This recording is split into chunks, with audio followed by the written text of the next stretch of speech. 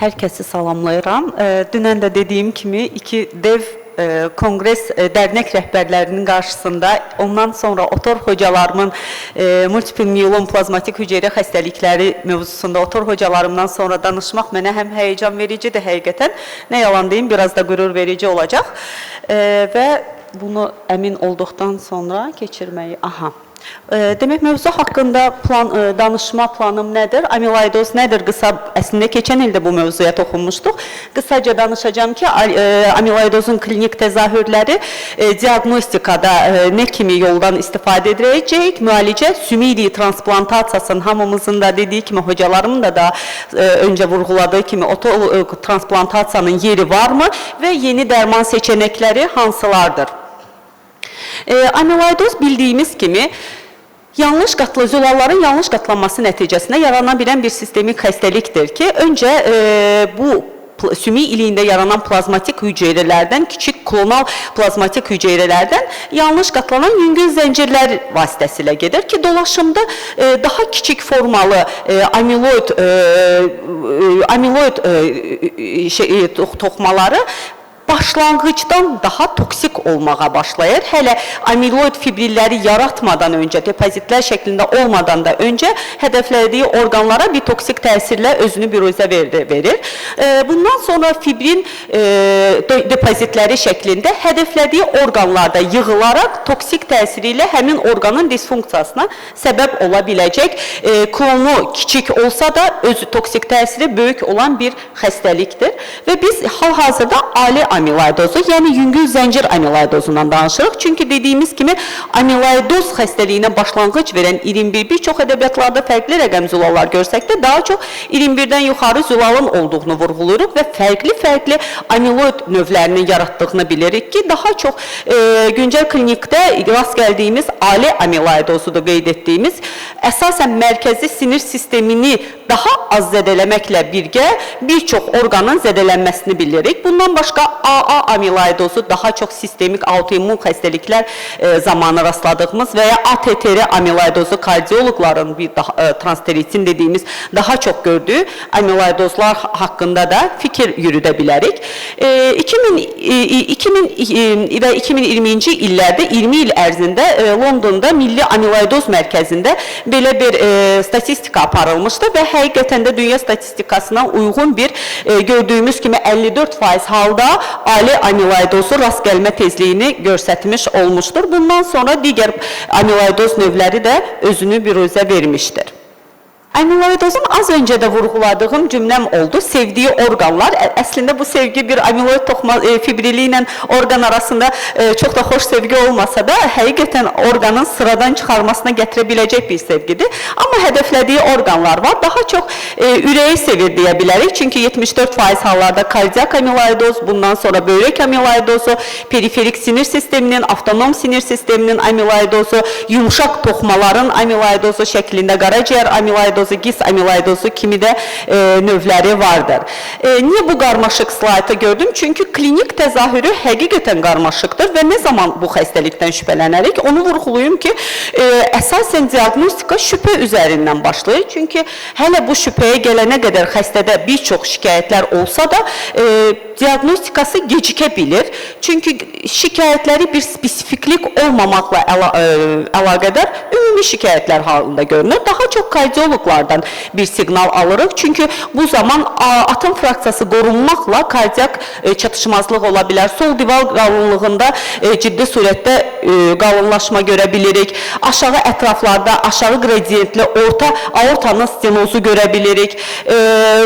Bilateral karpal tunel sindromu ilə nerv patoloqlara, bəzən travmatoloqlara müraciət edə bilər xəstə. Bundan başqa zülal böyrək çatışmazlığı olmadan ciddi proteinuriyalar, grade 3-4 ödem verə biləcək ciddi proteinuriyalarla da özünü göstərə bilir. Təbii ki, bölgüdə biz apardıqda kobudca ürək amiloidozu və ürək amiloidozun göstərdiyi laborator diagnostik və klinik şikayətlərdə proBNP və troponinin yüksəlməsi, eləcə də exoda septal qalınlaşma dediyimiz kardiyak şikayətlərlə özünü göstərə bilər. Bundan başqa qaraciyər, məsəl üçün amiloidozunda qaraciyərin heç bir qaraciyərə spesifik problemi olmadan həm enzimlərinin ALP olmaq şərti ilə yüksəlməsi, eləcə də ölçülərinin bir xeyli hepatomeqaliya şəklində göstərməsi özünü göstərə bilər.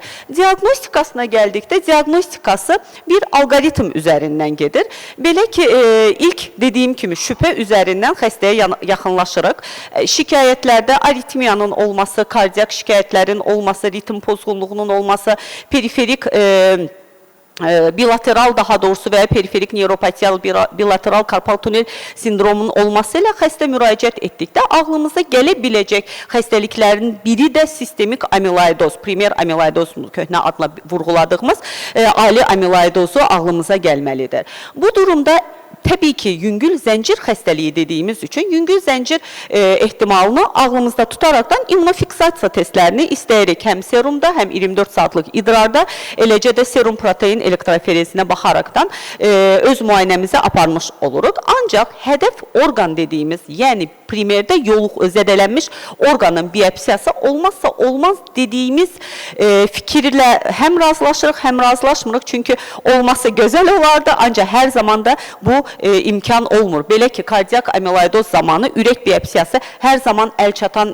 istər Azərbaycanda, istər bildiyim kimi Türkiyə bu qədər təkmilləşmiş ölkə olsa da, orada da bildiyim qədər biraz kardiyak biopsiyanın aparılmasında bəzən zorluq yarana bilir. O durumda edə biləcəyimiz şey köməkçi orqanlardan biopsiya almaq. Köməkçi orqanlar biopsiyası dediyimizdə göbək ətrafı yağ toxmasıdır, dildən və ya dodaqdan biopsiya alaraq Kongo red boyaması ilə boyanaraq polarizə işıqda yaşıl alma görüntüsünü əldə edərik. Təbii ki, Kongo red boyamasını etdik, pozitiv cavab da aldıq, amma hər zaman bu bizə diaqnostik birə-bir cavab verirmi? Bu hər zaman olmur, çünki ali amiloidozu və ya AA və ya ATR amiloidozunun identifikasiyası Kongo red boyaması ilə olmur. Bu zaman gold standart müayinələrdən biri də mass spektrometri və ya kütlə spektrometri müayinəsidir. Yenə təəssüf hissi ilə deyəcəm ki, Azərbaycanda hal-hazırda o yoxdur.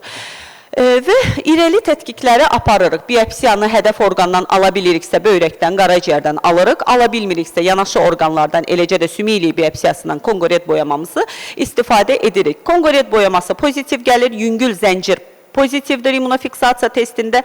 Yenə ali amiloidozu deyə bilirikmi? Çox təəssüf hissi ilə yenə ali amiloidozu deməmə ehtimalımız var. Yəni, bu durumda nədir sualımızın cavabı? ATTR amiloidozunda da bilirik ki, yaş artdıqca görülən amiloidoz növlərindəndir və yaş artdıqca MGAS dediyimiz və yavaş seyirli miyelom xəstələri də yaşlı nəsildə görüldüyü üçün, yüngül zəncir bu xəstələrdə də izləndiyi üçün yenə də ATTR amiloidozu ilə yüngül zəncir amiloidozunun tam diferensiyasına apara bilməyə bilirik. Bu durumda da ATTR amiloidozunu diferensiyasiya etmək üçün daha doğrusu teknesium pirofosfat sintigrafisinə üst tuturuq və bu durumda əgər pozitivsə, teknesium pirofosfat sintigrafimiz pozitivsə, amiloid tutulumu vardır. Negativdirsə, kardiyak tutulumda negativdirsə, demək amiloid tutulum bu xəstədə yoxdur, amiloidozu inkar etmiş oluruq. Yalnız kardiyak aptek, yəni kardiyak tutulum zədələnmə varsa və yüngül zəncirləri inkar ediriksə, artıq ATTR amiloidoz yönündən bu xəstəni hematoloqlar deyil, kardioloqlar müalicəsi üçün onlara müraciət etmiş ola bilirik. Əslində bu slaytı keçən ildə istifadə etdim. Bir yenilənmək fürsəti olmadığımız üçün sevərək öz klinik təcrübəmizdən paylaşdığımız xəstələrdir ki, bir neçəsinin daha sonraki neçə illik təcrübəmiz, neçə illik praktikada qalımını göstərəcəm sizə. Birincisi gördüyümüz kişi cinsindəki olan xəstə çox gecikmiş, təəssüf hissi ilə qeyd edirəm, biraz da xəstə məsuliyyətsizliyindən dolayı gecikmiş xəstə idi. Yumşaq toxumalarda böyük bir kütlələri vardı, limfa düyünləri qədər böyümüşdür, makroglossisi gördüyünüz kimi vardır. İkinci xəstə kardiyak amiloidozdur, spesifik olan qunduz gözü dediyimiz bir görüntü ilə periorbital amiloid toxumunun yığılması ilə gedən xəstəmiz idi ki, bir kurs biz o zaman Cybert sadəcə verdik, daratumab əldə edə bilmədik, bir neçə il, 2017 idi səhv xatırlamamsa. Üçüncü xəstə ayağını göstərdiyimiz ciddi proteinurisi olan böyrək amiloidozu xəstə xəstə idi. Grade 3-4-də bir ödemlə gəlmişdi. Ayaqqabı belə geyinməkdə zorluq çəkirdi. Digər bir xəstəmiz yenə kardiak amiloidozuydu və müalicə alıb daha sonra təqibimizdə oldu.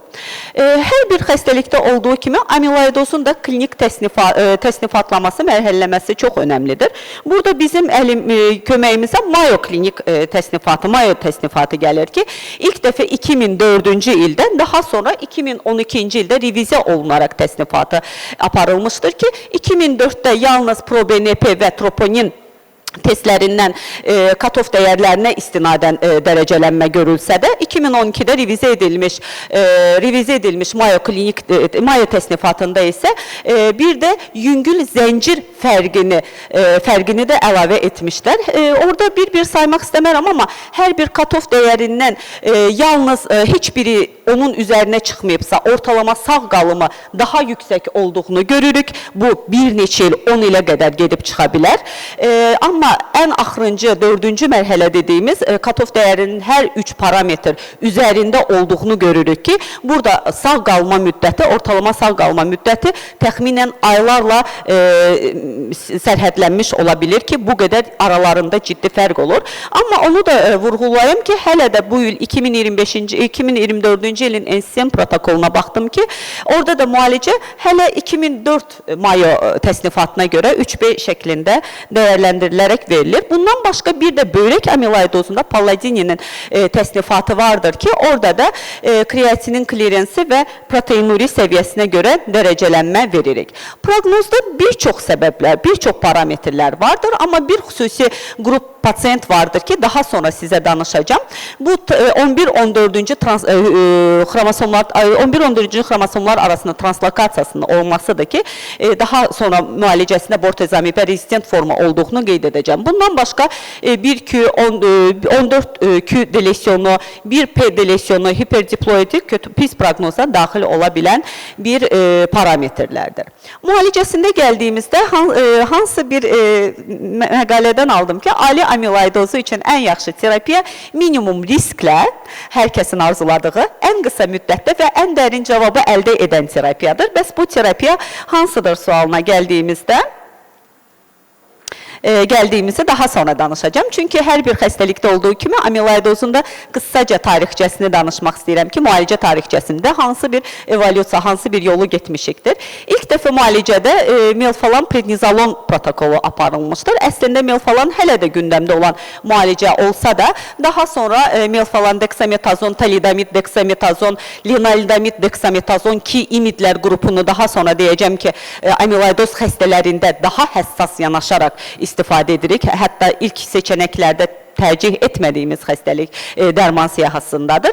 Və 2010-cu illərdə bortezomibin gündəmə gəlməsi ilə bir geniş cığır açaraq müalicədə ciddi surətdə fayda gördüyümüz müalicə taktikası almış oluruq ki, Cybert protokolu ilə. Daha sonra 2020-ci ildən etibarən dörtlü protokol, dörtlü dərmanın seçimi ilə DARA Cybert protokolu ilə daha yüksək nəticələri az sonra paylaşacağım və 2022-ci ildən etibarən BCMA dediyimiz belamafab kartillerin istifadəsi də gündəmə gəlir. Yeni diaqnoz qoyulmuş ali amiloidozla xəstələrə yaxınlaşmamız necə olmalıdır? İlk onu vurğulayım ki, yeni diaqnozlu ali amiloidoz xəstələrində mümkündürsə klinik sınağa sal. Bu biraz da bizim ölkə üçün aktual olmasa da, amma yenə də klinik sınağa salma şansımız varsa bunu dəyərləndirmə tövsiyə edilir. Və sonra xəstənin transplantasiya uyğun olub-olmadığı gündəmə gəlməlidir. Bu, amiloidoz xəstələrində multiple miyelomdan fərqli olaraq transplantasiya, sümük iliyi nəqli biraz şübhə doğurur, biraz tərəddüd yarada biləcək hələ ki. Ondan sonra mümkün qədər DARA Cybert protokolunu 2-4 kurs istifadə edərək və onu da vurğuluruq ki, daratumab əldə edilirsə, heç də hər zaman daratumabı maddi səbəblərdən istifadəsi çox da əldə edilən olmur təbii ki. Daras-Saybert protokolundan sonra, ilk xətt seçimindən sonra, 2-4 kursdan sonra dəyərləndirilmə aparılır. Yenə də eyni cümləni edəcəm. Multiple miyelomdan fərqli olaraq burada həmən dəyərləndirməni edə bilməyə bilirik. Çünki istər hematoloji dəyərləndirmə, əslində daratumumabın istifadəsi ilə hematoloji dəyərləndirmə erkən olsa da orqan dəyərləndirilməsi biraz gecikmiş ola bilir. Daratumumabın digər protokollara görə üstünlüyü də onda olacaqdır ki, həmin o klon ki var patoloji yüngül zəncirlərin sürətli yox edilməsinə imkan fürsəti yaradır. Əgər Daras-Saybert'a tam cavab əldə edilmişik və ya qismi çox yaxşı cavab əldə etmişiksə, Daras və nakilə aday deyilsə, Daras-Saybert'da 6 kursa tamamlayaraq, tamamladıktan sonra da idamə rejimi kimi deyək, bunu Andromeda'da daha çox gördük, Andromeda gördük ki, 18 kurs təkli ajan olaraq subkutan dəri altı inyeksiya şəklində idamə halında istifadə edə bilirik. Əgər daratumumab, əgər xəstə transplantasiya uyğun deyilsə, bu zaman Daras-Saybert'la müalicəni verib, daha doğrusu transplantasiya üzr istəyirəm, uyğundursa Daras-Saybert'la 2-4 kurs müalicə verib nakil planlaya bilərik. Yenə də NCCN, hər zaman deyirəm, mən böyük ehtimal NCCN-çiyəm. NCCN-ə baxdıq, 2024-cü il ən son protokollarında nə görürük? Yenə də first line-da ilk seçənəkdə transplant uyğun xəstə Daras-Saybert protokolu ilə istifadə olunur.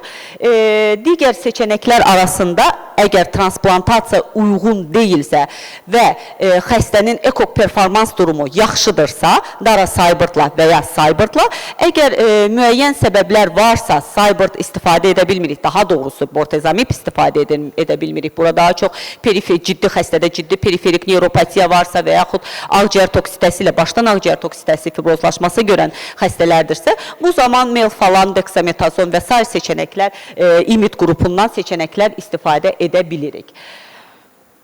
2024-də də yenə deyirəm, keçən ildə biz bu mövzuda elədik, sunum elədik. Fərqə baxdığımızda açıqcası mən ciddi NCCN-də ciddi bir fərq görmədim. Bəlkə biraz kateqoriyalarda dəyişiklik vardır. 2023 ilə 24 müalicəsi NCCN-də çox ciddi bir fərq demədi. Hər zaman üst tutduğumuz qardaş Türk Hematoloji Dərnəyinin təbii ki kılavuzuna üst tutmadan olmazdır.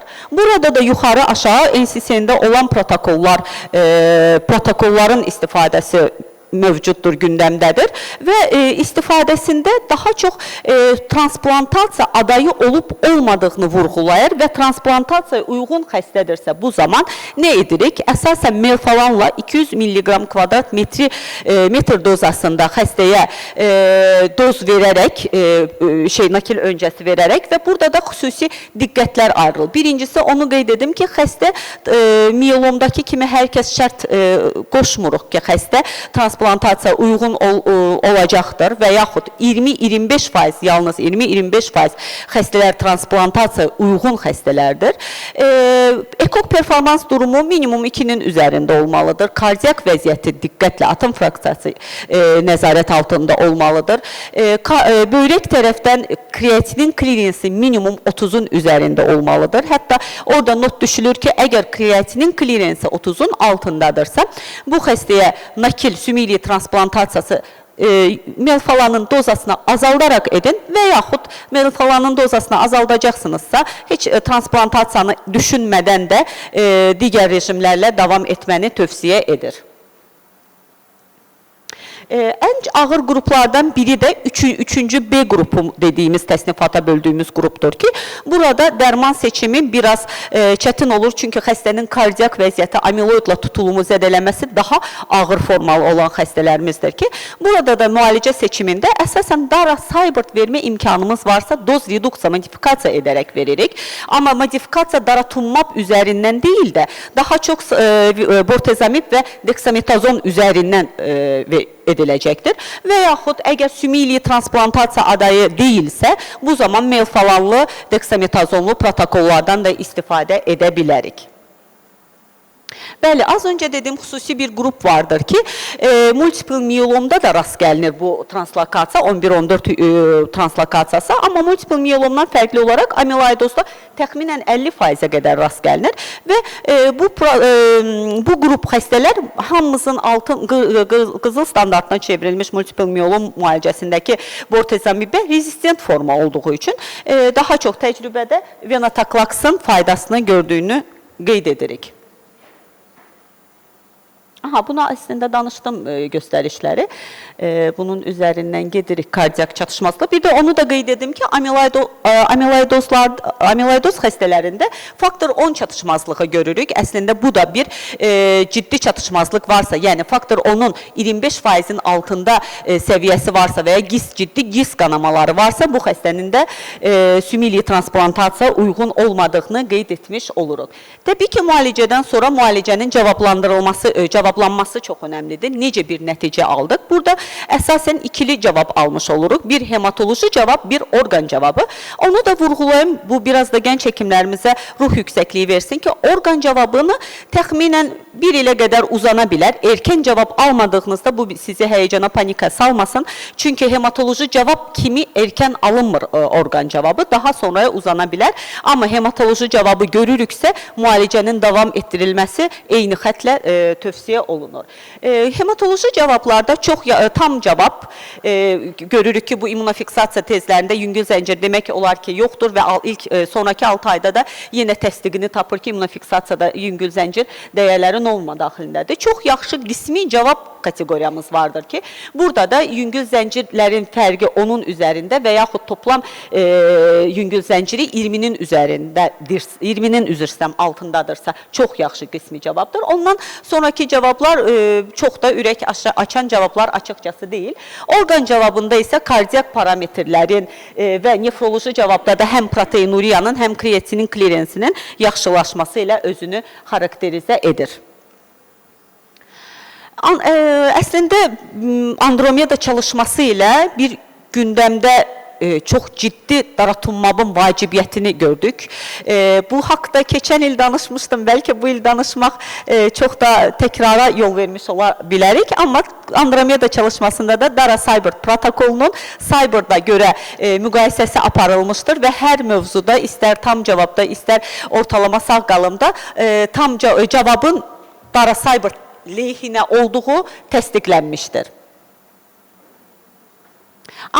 Biz dedik ki, multiple miyelomda nə qədər IMiD qrupundan çox istifadə etsək də, xronik böyrək problemi olan, kardiyak çatışmazlığı olan xəstələrdə linalidamid IMiD qrupuna daha həssas yanaşmalıyıq, daha düşünərəkdən qərar verməliyik. Çünki istər böyrək çatışmazlığını pisləşdirərək, istərsə də ürək pro-BNP və kardiyak problemləri artırdığını bilirik və adətən IMiD qrupunu ikinci seçənək kimi düşünə bilərik və yaxud bortezomibə verə bilmədiyimizdə düşünə bilərik. İksazamid relaps refraktor xəstələrdə istifadə edilib daha aktual olan dərmanlardandır ki, neyrotoksik təsiri də digərlərinə görə yoxdur və orqan eləcə də hematoloji cavabı təxminən başa-baş 50-52-54% üzərində olduğunu qeyd edir. Bunu keçdim. Relaps refraktor amiloidoz xəstələrində nə edəcəyik? Əgər Dara-Tummaba həssas xəstədirsə, təbii ki, Dara-Seibert. Dara-Seibert verdiyimiz xəstə yenə də təkrarlamış kimi olsam, sümili transplantasiyasına uyğundursa onu baxacaq. Əgər uyğundursa melfalanla sümili transplantasiyasını alacaq. Yox, Dara-Tummabdan effekt almadıqsa 11-14 translokasiyasına mütləq baxacaq. Baxdığımızda melfalan düşünəcək. Əgər bortezomib refraktordirsə, pomalidomid, dexametazon və yaxud IMiD qrupuna üst tutacaq. Əgər bortezomibə rezistent deyilsə, təkrar başda verdiyimiz Seibert protokolunu yenidən vermiş ehtimalımız vardır.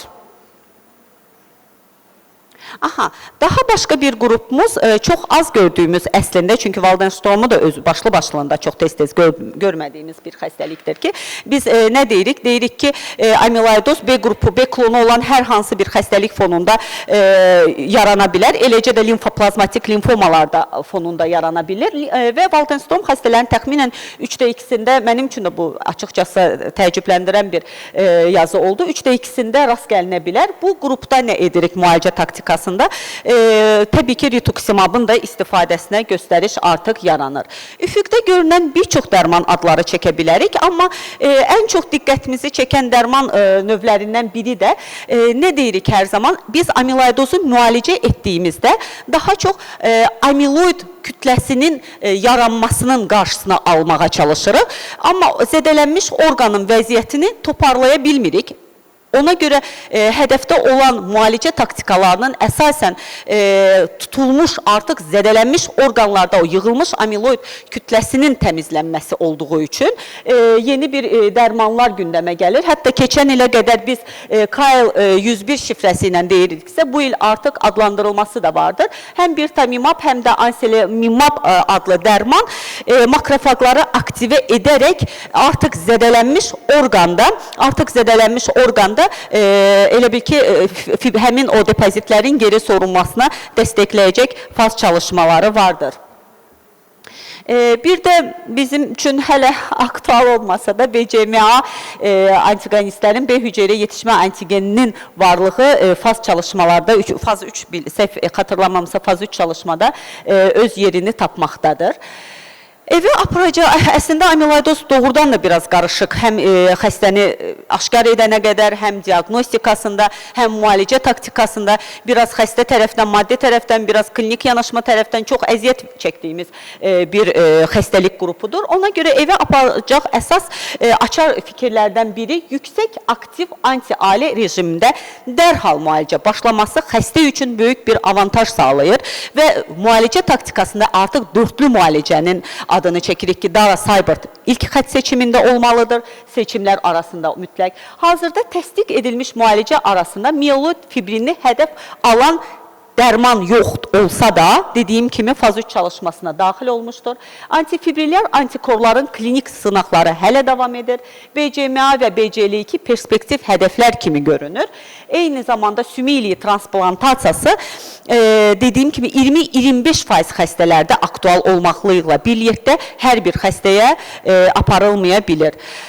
Bəli, mənim üçün hələ amiloidoz xəstəliyi görünən tərəfi bu icebergin göründüyüm tərəfidir. Altda hələ nə bu xəmir sular aparacağını bilmirik.